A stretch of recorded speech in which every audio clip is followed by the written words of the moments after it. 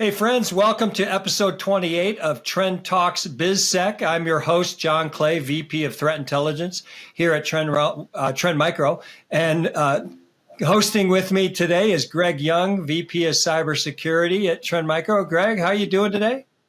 Good. Nothing's new in cybersecurity this week, so we'll have nothing to talk about. Exactly. So for the audience, this episode, we're going to actually talk about the recent disruption that law enforcement did with Lockbit. If you're not familiar, Lockbit has been a very active ransomware gang out there, and their operations were really disrupted this week, I should say, in a Operation Cronos that they named it. Trend Micro did have a part in it, but we're not going to talk too much about that. We're going to talk more about the actual activities and what happened as part of the takedown, so to speak. It's not really a takedown, right, Greg? It's more of a disruption. Yeah, a takeover, kind of more of a takeover than a takedown, right? Yeah, I think, if you followed it, they had a leak site where they used to leak information about their victims. And law enforcement took over that leak site and started publishing information about the operation that they did. So they included stuff like decryptor keys, tools, support for tools. They're starting to put in information about the actual actors that were part of this gang as well. So a little different from the traditional, which is normally what you see in these types of operations, is where they actually take down the infrastructure of it. In this case, while they did some of that, they also are doing a new tactic, which is something that I thought Greg and I could talk to you about that may work, may not work. We'll talk about that as well. But if you haven't seen it, certainly go to a couple of the NCA, which is the National Crime Agency of the UK, was the lead law enforcement agency on this. But they had law enforcement agencies all over the world because they had victims. Lockbit had victims all over the world. So there's basically cases from every single law enforcement agency around the world against these groups. They announced some sanctions on some of the actors that unfortunately are in areas that are difficult to extradite them out of. So basically Russia. They did make an arrest recently in Poland, and I think they're looking at an arrest in Ukraine of some individuals there. But the main actors seem to be all operating out of Russia, and that is obviously a challenge for law enforcement because they don't have an extradition clause for extraditing them to countries where they could be arrested and put on trial. So these actors are still operating out there in Russia, but the interesting thing is this idea of a name and shame that the law enforcement agency decided to do. Greg, I mean, what are your thoughts around this whole shift a little bit here? Yeah, actually, I wanted to ask you one thing. Was about Lockbit is not your vanilla sort of Russian ransomware group where they're kind of nameless and have a number and they're a little different though. For people who aren't familiar with them, could you maybe give us some background into sort of their attention seeking or popularity and the like? Yeah, so they did used to do things like they had a contest where if you could give them information on how to attack people, you would get an award. They also put out a $1 million opportunity if you could identify the main person in the gang. They also told people to get Lockbit tattoos on themselves. So they try to portray themselves a bit as like a rock star group out there, which is just, to me, it's kind of crazy from an operational security perspective, but obviously operating out of Russia, maybe they felt immune to law enforcement, right? Yeah, it's unusual that somebody would try to get this kind of attention, and be careful what you wish for. Yeah. Yeah, and I think that was one of the challenges, and they had been known to obviously target a lot of different types of organizations. And, in fact, they had over 100 affiliates around the world that worked with them because they were actually a very good operation. They were able to, they had a number of different versions of their malware, so they regularly changed their malware. They were able to get information on these groups or on their victims. They were very successful. I think the numbers are in the hundreds of millions of dollars that they were able to take advantage of and operate. They also were a multi-extortion group. So what that means to the audience here is basically they didn't just do ransomware. Prior to ransomware, they would exfiltrate data so that if you didn't pay the ransom, they could extort you for the data that they stole. They also would do DDoS attacks to disrupt operations inside businesses to, again, hopefully get you to pay an extortion fee to get them to stop doing the DDoS. So they had multiple ways of targeting their victims and getting them to pay. And they obviously were very successful. I think the numbers are saying like 25% to 40% of all ransomware in the world was done through this group. So they're pretty high up in the stack. They're like number one or number two, weren't they? 100%. Yeah, so they're probably the number one for many years, just because of the way that they operated as a group. Yeah, so number one. So yeah, so I think that we'll do that sandwich, right? We'll do the good, the bad, and then the good again. Sure. The good, they take that you have a takedown of the infrastructure for the number one ransomware group. That is high fives all around. That's a big deal. So going after the little fish is easy, and sometimes I'm very critical of the agencies that only do that, but go after the big ones. Well done. I believe Trend had some role in that as well. So, high fives to ourselves. On the downside, the naming and shaming as a new effective category. I'm reminded of the hockey movie Slapshot, where they're interviewing the goalie at the start, and he's demonstrating what will get you a penalty in hockey. And he's like, just attacking the interviewer, and he's slashing them and knocking him over and punching him. And he asks, well, what happens if you do those things? And he goes, well, they put you in the box for 2 minutes and you feel shame. Well, for a Russian ransomware group, naming and shaming them, it's probably a badge of courage. It would be like if I was, named by the Russian, authorities as one of the top 20 cybersecurity people that, they hate. I'd be kind of cool with that. So that I think is a bit of hyperbole, a bit of press managing. Well, I mean, Greg, I think I saw last year one of these actors that got on the FBI most wanted list actually started producing T-shirts with his most wanted, FBI face on it. And so, like you said, I think these people feel that's a good thing, right? Yeah. So that's a waste of time and a bit ham-fisted. It kind of was the a bit of a blemish on this otherwise awesome thing. But offering the decryption keys, I think that was great. That is showing value back. It's not just a table with a bunch of drugs on it, like a lot of raids are. It was, this is something that's giving back and can be useful. They were also able to take over a bunch of their crypto wallets, cryptocurrency wallets. So hopefully they were able to get some money back from the victims and get those to the victims.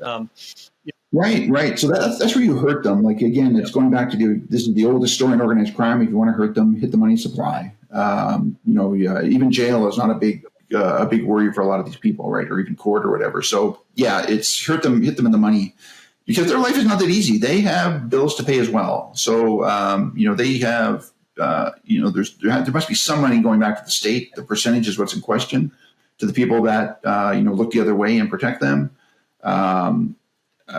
Russian organized crime, other organized crime groups probably have a piece of it as well. They have infrastructure, and it's very expensive to launder money, even if it's in crypto form, and especially in a country that's already subject to sanctions, getting it out of that pocket, that's a tricky proceeds of crime maneuver.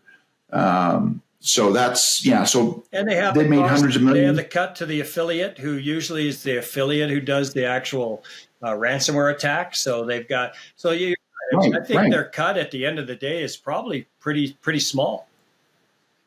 Right. And if you cut into that, then that pressures them. And then if they're without money, they lose their protection and it gets easier and they're going to start getting sloppy and make mistakes. So this is good all around, except for this naming and shaming business, which probably just enables them and makes them more famous to affiliates. Again, I think the law enforcement's idea around this is that it would make them really toxic and not want other actors to let them work for them or work with them. They want to disrupt the affiliate network so that the affiliates would never want to work with these people in the future. Obviously the Right. affiliates are just going to go to another ransomware group. That's pretty much the standard part of the game. Obviously, it may disrupt them for a little bit because they got to work with the new group. They got to negotiate their cut. They got to start working with the tools that group provides instead of the other group. So there's going to be a bit of a disruption there. But I think overall, like you said, I think these people will likely go underground for a little bit, but at some point they're just going to come back, and whether it's in a new group, ultimately a new group that they form, or within other groups that are already operating in Russia. Yeah, I think the small penalty is they won't be able to leave the country. But having worked in the the intel and counter intel worlds, I think that there was already a high likelihood they knew who these people were. Maybe not enough to name and shame them, but that was already probably the case. So it's I think it was just a bit of press management. But otherwise, number one group making their life difficult. That's should have an impact around the world. Unfortunately, like a counterfeit watch shop that shows up that can just pop up somewhere else.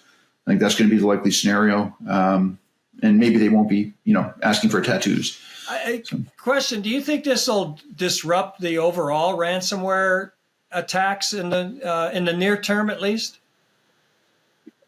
Because the affiliates are still there, I think it'll have some impact, but not significantly. Unfortunately, that there's the tools are already out there.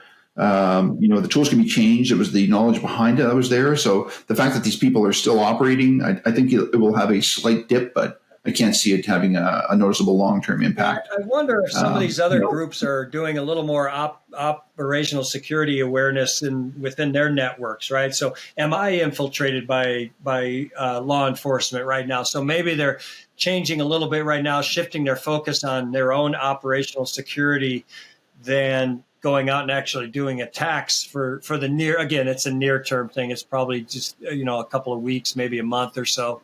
But overall, it'll be interesting to see if this type of tactic by law enforcement is utilized in future disruptions.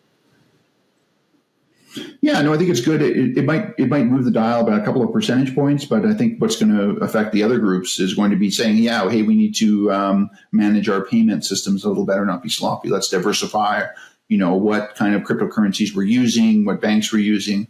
Let's just make ourselves a little more resilient that way instead of all our eggs in a few crypto baskets. Yeah. And people might be asking, what was Trend's involvement? So just give you a quick heads up. We've worked with law enforcement for many years. And in this case, because we're a trusted advisor, a trusted partner, they brought us into this early on, and we actually helped analyze they were coming out with a new generation of their malware. I think it was version 4 that they were working on. We were able to get access to that. We were able to identify it, look at everything. We're publishing a blog on Thursday this week, so the 22nd, February 22nd.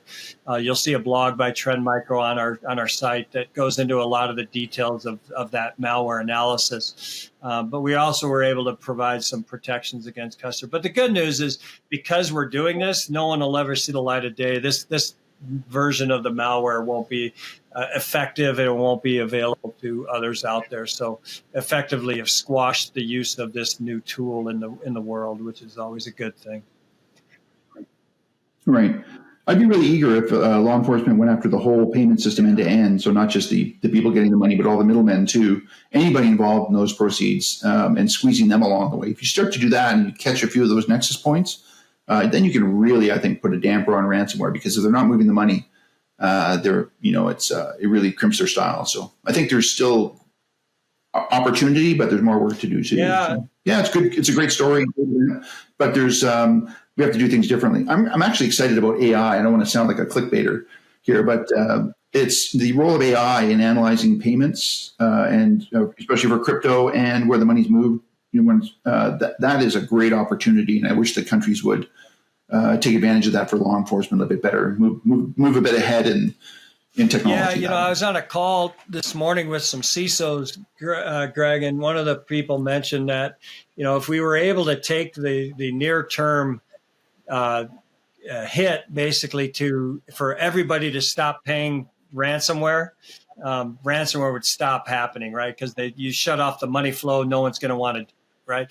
But the reality is they just shift to something else at some point, right? So I do think in the long term, we definitely have to figure out this whole cryptocurrency payment model that has been basically taken over by the bad actors, adversaries out there as a way to pay them for their services or their ill-gotten gains. And unless we can figure out how to disrupt that, like you said, it's going to be very difficult to stop this whole thing.